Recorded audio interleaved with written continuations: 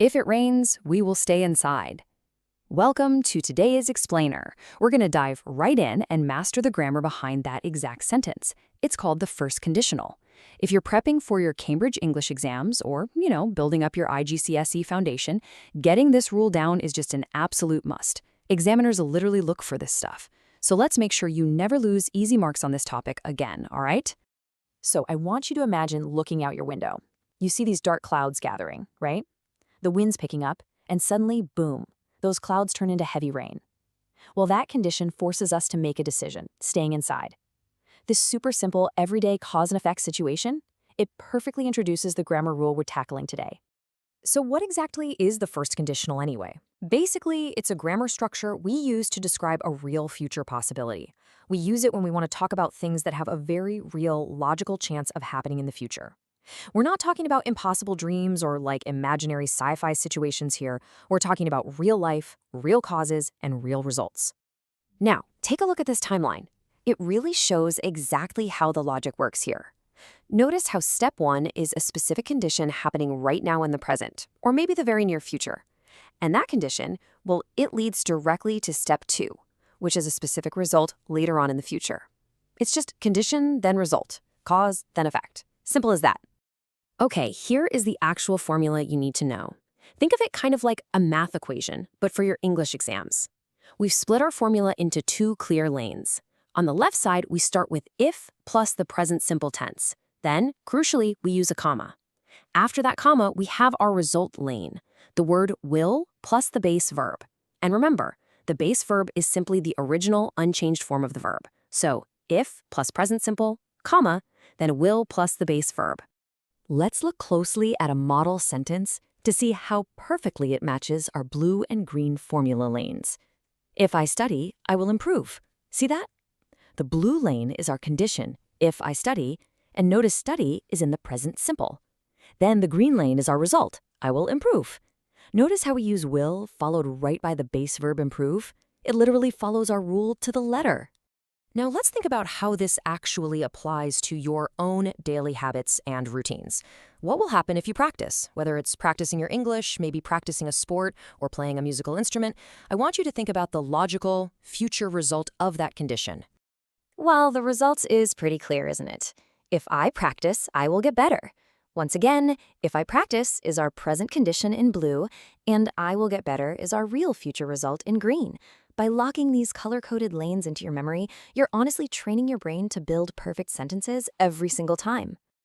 Moving right along to common exam mistakes. We definitely want to avoid these traps. Examiners know exactly where students make mistakes with this rule, and I promise you they will test you on it. Here is the #1 mistake students make, saying, if it will rain, we will stay. Listen to me carefully here. Never, ever put the word will directly next to if in the condition clause. You absolutely must use the present simple rains in that if clause to make the sentence correct. Keep will far away from the if clause. The completely correct sentence is, if it rains, we will stay. All right, time for a 3-question mini challenge. Let's test out your knowledge real quick. Okay, question #1. Choose the correct verb form here. If I blank hard, I will pass. So do we use study or will study? I'll give you a couple of seconds to think. 3, 2, 1. And the correct answer is study. If I study hard, I will pass. Remember our golden rule from earlier? The if clause must always, always use the present simple tense. We never stick will right next to if. Excellent job if you got that one right. Let's jump to question #2. Try to complete this sentence by filling in the missing grammar word for the result clause. If she practices, she blank improve. What essential word goes in that blank space? 3, 2, 1. The missing word is will.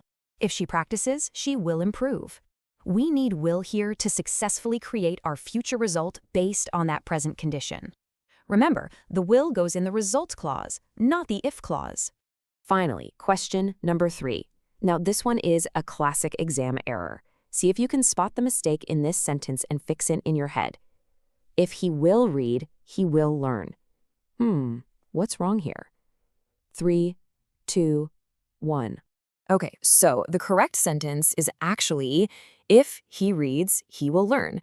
What we did was completely drop that first will, and because he is a third-person singular subject, we have to add an S to make it the present simple verb reads.